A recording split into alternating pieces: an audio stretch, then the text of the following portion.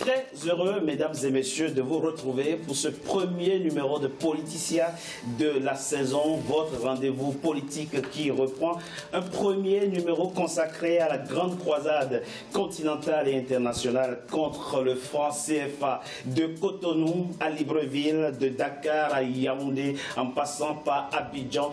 Les anti-franc CFA étaient encore dans les rues ce samedi 16 septembre pour dire non au franc CFA. Mais quelle peut être la portée de ces manifestations contre le franc CFA? Quelle est la réalité concrète de la dépendance monétaire qu'engendre cette monnaie? Surtout, de quels moyens disposent les 15 États concernés pour abandonner cette monnaie? Pour en parler, j'ai le plaisir de recevoir sur mon plateau celui qui est devenu la figure emblématique du combat contre le franc CFA, Kémy Séba. Bonjour, bienvenue et merci d'avoir accepté notre invitation. Le plaisir est pour moi.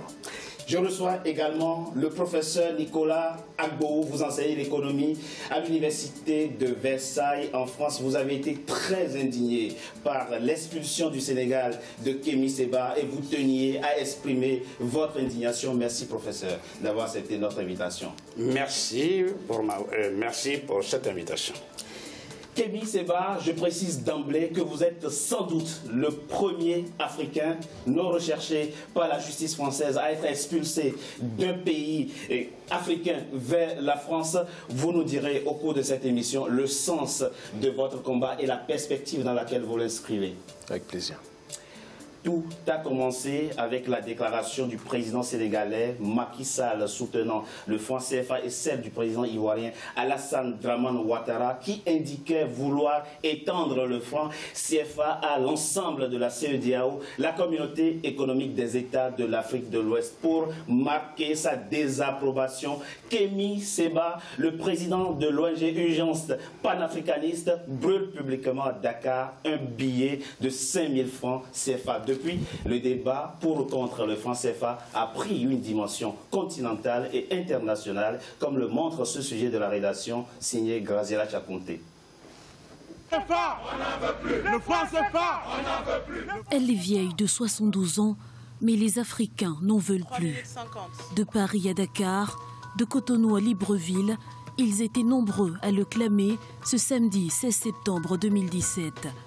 Des manifestations simultanées à l'appel de l'ONG Urgence panafricaniste, présidée par l'activiste franco-béninois Kémy Séba. Décryptage. Tout commence le 19 décembre 2016. Lors d'une visite d'État en France, le président sénégalais Macky Sall rame à contre-courant d'un combat qui cristallise les débats sur le continent et se mue en défenseur du franc CFA, le franc des colonies françaises d'Afrique, devenu le franc de la communauté financière africaine. Si on arrive à nous prouver, sans considération politicienne, qu'il faut choisir une autre voie, nous serons assez autonomes et responsables pour l'emprunter. En attendant, le franc CFA est une bonne monnaie à garder. Non, s'insurgent aussitôt les panafricanistes.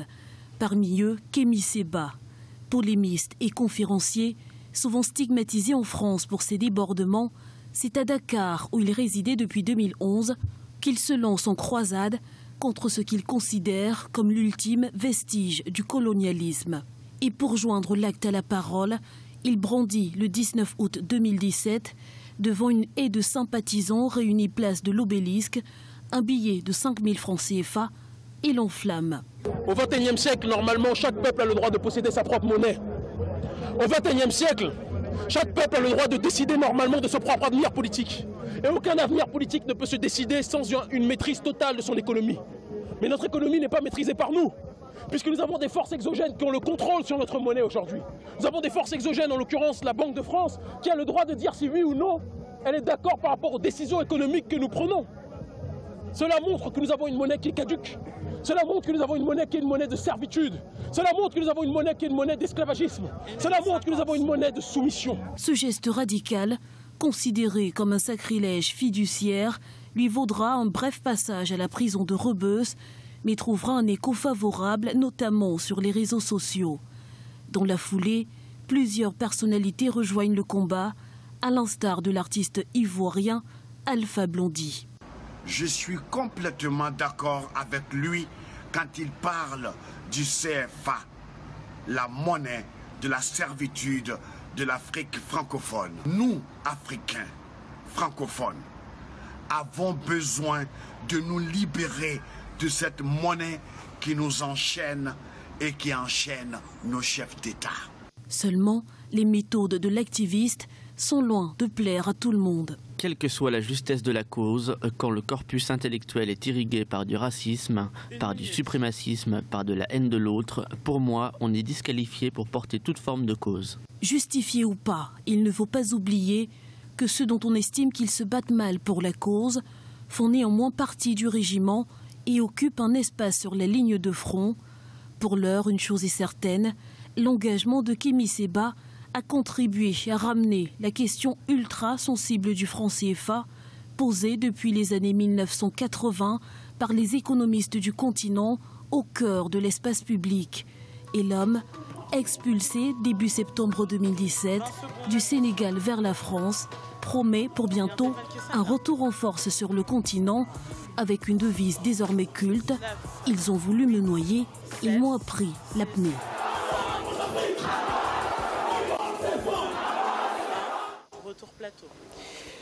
Kémy Séba, le 6 septembre 2017, vous êtes arrêté par la police sénégalaise.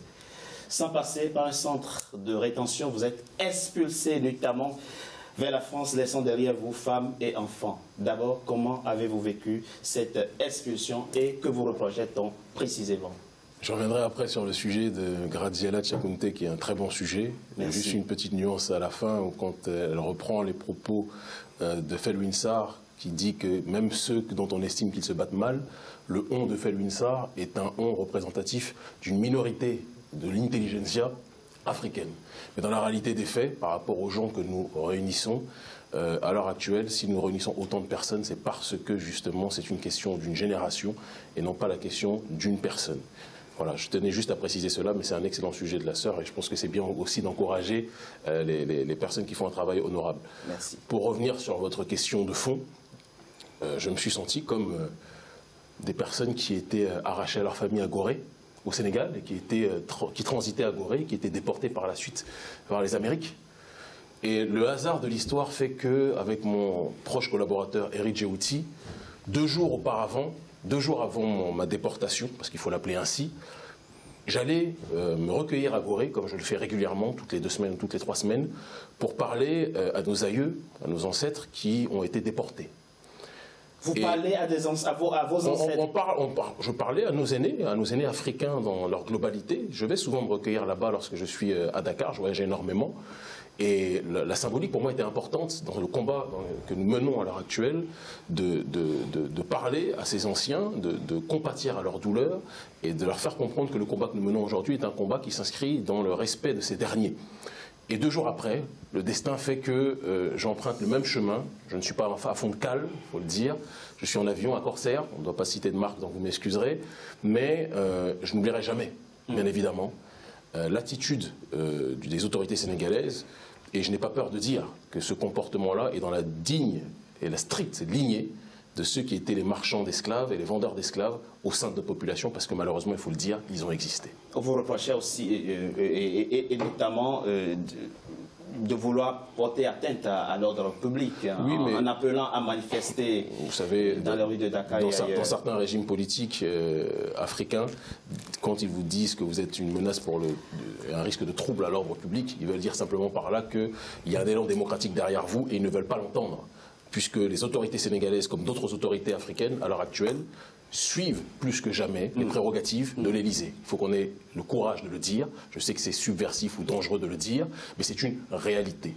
Macky Sall, en faisant ce qu'il a fait, c'est-à-dire en me déportant, s'est débarrassé de la dite patate chaude, entre guillemets, que je suis, et a estimé que me laisser sur place était trop dangereux. Et en faisant cette chose-là, il a accentué le processus quelque part de la diffusion de notre message. Ça a été une erreur stratégique de sa part. De la diffusion de votre message, dites-vous, Kémy Séba, mais dites-nous, on a envie de comprendre d'où vient ce combat.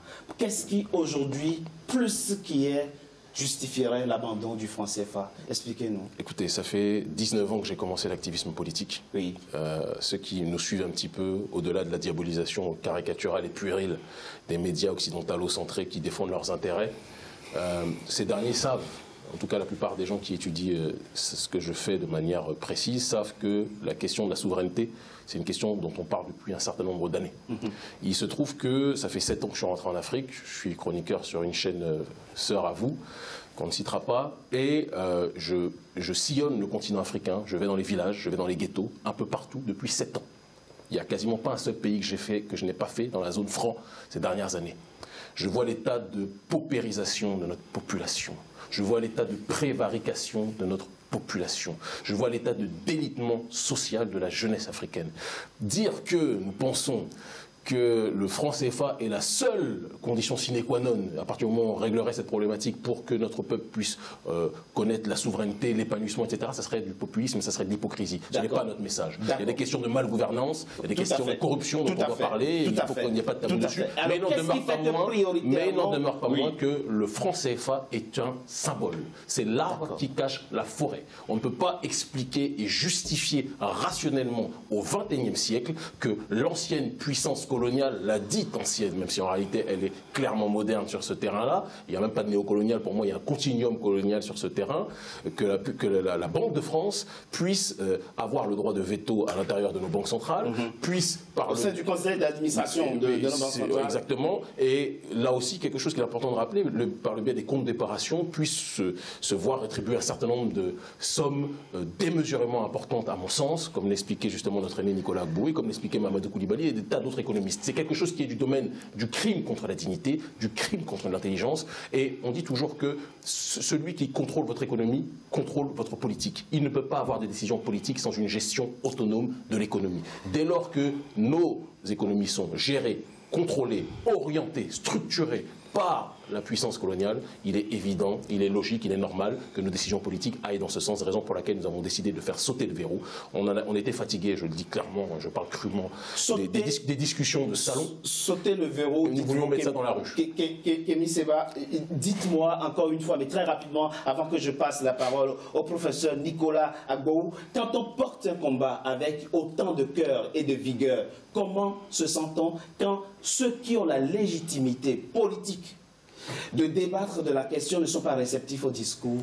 Vous avez beaucoup de chefs d'État africains aujourd'hui qui ne pensent pas comme vous. La légitimité politique, oui, on pourra discuter de la manière dont les élections se déroulent à bon endroit. C'est une autre thématique, vous en conviendrez avec moi. Absolument. Mais ce que je dis simplement, ce que nous constatons, c'est que quand bien même certains tentent de faire les sourdes oreilles sur ce terrain, la rue leur rappelle cette réalité qui est qu'ils ont intérêt à tendre leur oreille, à écouter le son de cloche de la population, parce que sinon ils risqueraient de se retrouver, je ne veux pas être dans des propos incendiaires, je ne veux pas être dans des propos provocateurs, mais il serait dommage que des printemps arabes qui sont déroulés dans d'autres régions du monde se déroulent de manière pacifique, parce que nous ne sommes pas violents dans notre ontologie, mais se déroulent sur le continent africain. C'est ce qui est en train de se passer face à la surdité et l'absurdité de certains.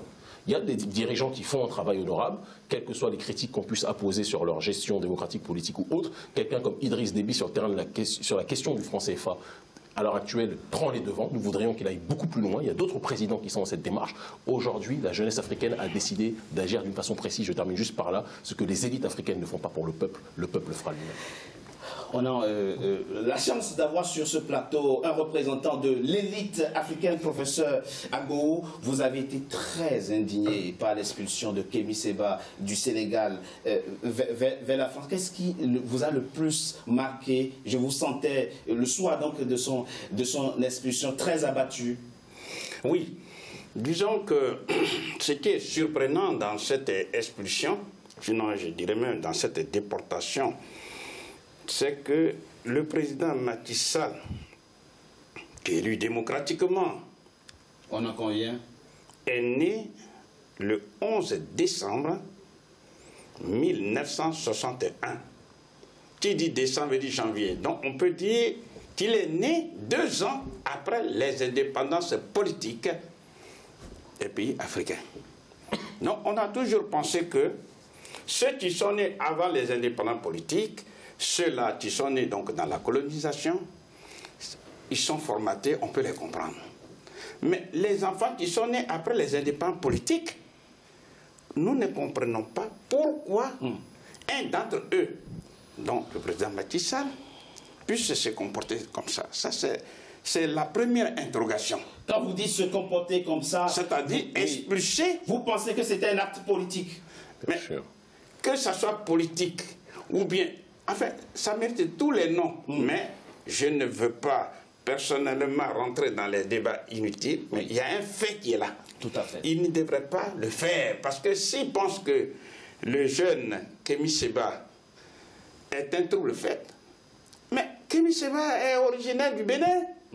Pourquoi il ne l'a pas expulsé au Bénin ou dans un autre pays africain? Pourquoi lui, il livre un des nôtres à la France? Ça, c'est déjà... Vous parlez de livraison. Mais qu'est-ce que... Bon, on m'a livré comme une pizza. Voilà. On dise les choses telles qu'elles sont. Il y a déjà ça qui m'a vraiment choqué. Ça, c'est déjà le premier point. Deuxième point qui m'a aussi choqué, lorsqu'on regarde froidement, le jeune Kémy Séba, en brûlant le franc CFA, c'est-à-dire en brûlant un seul billet de 5 000 francs CFA, il porte préjudice à qui? D'abord à lui-même. Il s'appauvrit lui-même. Vous pensez que les billets de banque sont la propriété privée de celui qui les possède? Mais c'est une évidence. C'est une évidence. Si je donne 100 000 francs CFA, 300 000 francs CFA à quelqu'un, ou bien que je les mets dans ma poche ou dans une machine à laver, que je détruis tout ça, je ne vois pas comment la BCAO pourrait venir me poursuivre. Mais il y a des faits qu'on doit rappeler. C'est qu'il y a eu des agences de la BCAO qui ont été saccagées, qui ont été brûlées, ou du moins on a volé des milliards et des milliards en Côte d'Ivoire. On se souvient, oui. Et on n'a jamais vu une seule fois la BCAO porter plainte. Pourquoi devant ces faits gravissimes, la BCAO reste muette et devant un seul geste symbolique, des enfants de la BCAO, des enfants de l'Afrique qui souffrent, un d'entre eux se lève pour dire voilà la monnaie coloniale, c'est-à-dire la monnaie d'origine nazie, et je crois qu'on aura peut-être le temps de cette monnaie coloniale, cette monnaie coloniale, ensuite nazie, parce qu'il y a un jeune Africain qui dit ça c'est mauvais. Alors, on arrive à l'arrêter. On en reparle. En tout cas, on rentrera dans la technicité de la problématique dans la deuxième partie de notre émission. Si vous permettez, c'est quand même bien de préciser qu'il ne s'agit même pas d'avoir un débat sur la question de la légalité ou pas de l'acte. J'ai été acquitté. Pour avoir brûlé un billet, la loi dit celui qui brûle des billets est incarcéré. J'en ai brûlé un seul. Alors, il est quand même assez loquace et cocasse plutôt que les représentants de la BCAO ne sachent pas compter. Parce que 1 n'est pas 2, et donc 1 normalement me rend libre. Et ils ont voulu me mettre ça comme prison. Même là, la loi peut paraître aussi absurde, parce que si vous brûlez lundi un billet, et mercredi un autre billet... Après là, on rentre dans un autre débat, et ça sera peut-être la suite des actions. On aura l'occasion de discuter. Kémy Séba, et c'est le plus important, quand on vous a sur un plateau, qu'est-ce qui va se passer maintenant? Comment comptez-vous poursuivre ce combat quand l'essentiel des chefs d'État sont encore imperméables au discours que vous portez? Moi, je ne serai pas aussi affirmatif que vous sur cette question. Bien, j'entends bien, mais vous savez, on reçoit, je vais vous faire cette confidence, de la plupart des chancelleries africaines aujourd'hui, de manière officieuse la plupart du temps, certaines fois officielles. On a été reçu par les autorités burkinabées, on a été reçu par les autorités tchadiennes, il faut le préciser quand même. On reçoit des messages de personnes qui sont soit des chefs de cabinet, soit des responsables de telle chancellerie, et qui disent les choses sont complexes, mais sachez qu'une bonne partie d'entre nous, on vous soutient. Cela, ça veut dire quoi? Cela veut dire qu'à l'heure actuelle, il y a un débat interne qui est en train de se faire à l'intérieur de bon nombre de chancelleries africaines. Parce que les chancelleries africaines ont des fenêtres comme vous et moi. Ils regardent les faits divers. Et dans ces faits divers-là, aujourd'hui, la logique politique qui est la nôtre, n'oublions pas que politique, c'est quoi? Politique, politéia, participation à la vie de la cité. Dès lors que des jeunes, la jeunesse africaine se mobilise dans la rue pour exprimer son avis sur cette logique de souveraineté, les autorités africaines sont obligées de se prononcer. Nous allons continuer les mobilisations que nous faisons. Nous allons aller toujours à la limite de ce qui est autorisé. C'est-à-dire que nous connaissons, nous ne sommes pas, et ça aussi c'est le mépris de classe qui existe trop souvent à l'intérieur du continent africain, les élites pensent que la jeunesse africaine, ce sont des jeunes excités, qui ne réfléchissent pas, etc. Nous sommes informés d'un certain nombre de choses. Nous sommes des personnes qui étudie, nous sommes des personnes qui se renseignent, il faut aussi le dire, et nous ferons tout ce qu'il est possible pour tutoyer, pour bousculer la loi sans jamais la dépasser. Et quand bien même nous la dépasserons, si nous dépassons cette loi, nous dépassons cette loi toujours dans cette logique de souveraineté, parce que la seule chose qui nous intéresse, et je tiens à le dire avec amour et fraternité à tous ceux qui nous regardent, c'est que le continent africain puisse obtenir, comme tous les peuples de la Terre, sa souveraineté. Merci Kémy Séba, je sais que vous êtes beaucoup pris, vous allez nous laisser, mais le professeur Nicolas Bou va rester avec moi pour la seconde et la troisième partie de notre émission. Mais avant de vous laisser, Kémy Séba, j'ai envie de vous demander, avez-vous en ce moment un passeport béninois valide? Le Sénégal n'aurait pas pu vous expulser si vous avez été en possession d'un passeport béninois valide. C'est faux, parce que le Sénégal, quoi qu'il arrive, vu que je suis venu au Sénégal en 2011 avec le passeport de ma naissance, qui était le passeport français, parce qu'il ne faut pas non plus nier ou déguiser les choses, je suis un afrodescendant. Je suis un afrodescendant comme Kylian Mbappé, je suis un afrodescendant comme mon ami, mon très proche ami Nicolas Anelka, comme des tas d'autres personnes. On est né en France. Ça ne veut, et si on a décidé de partir de ce pays, c'est parce qu'on ne s'est pas reconnu dans la réalité de ce pays. Et si je rentre en Afrique, c'est parce que le continent africain est ma patrie. Patrie, ça veut dire terre des pères. Ne l'oublions pas. Et pour ce qui est du passeport béninois, j'ai acquis la nationalité béninoise en 2012, si je ne m'abuse. Le passeport a expiré. Étant donné que je voyage partout dans le monde, mais que je n'avais pas eu le temps l'année dernière de revenir au Bénin, je n'ai pas eu l'occasion de le faire. Mais quand bien même le passeport aurait été valide, il faut aussi bien dire ça aux téléspectateurs. Ça aurait été encore plus discutable. Discutable, je ne sais pas, mais de toute façon, il m'aurait renvoyé en France. Et quelle que soit la réalité, le simple fait qu'un Africain expulse un autre Africain, parce que cet Africain-là demande la souveraineté, mais il n'expulse pas, et je termine juste par là, le président Macky Sall n'expulse pas tous les touristes sexuels français qui viennent violer des petites filles à Sali. Au Sénégal, il faut se poser des questions sur la logique de ces derniers. À qui sont-ils soumis et pour qui se battent-ils? C'est la question de fond qu'on devrait se poser. Kémy Séba, vous êtes le président de l'ONG Urgence panafricaniste. Merci. C'est moi qui vous remercie infiniment d'avoir accepté de participer à la première partie de notre émission consacrée au franc CFA. Merci. Merci beaucoup. Mesdames et messieurs, nous marquons une courte pause. On se retrouve dans quelques instants pour la deuxième partie de notre émission. À tout de suite.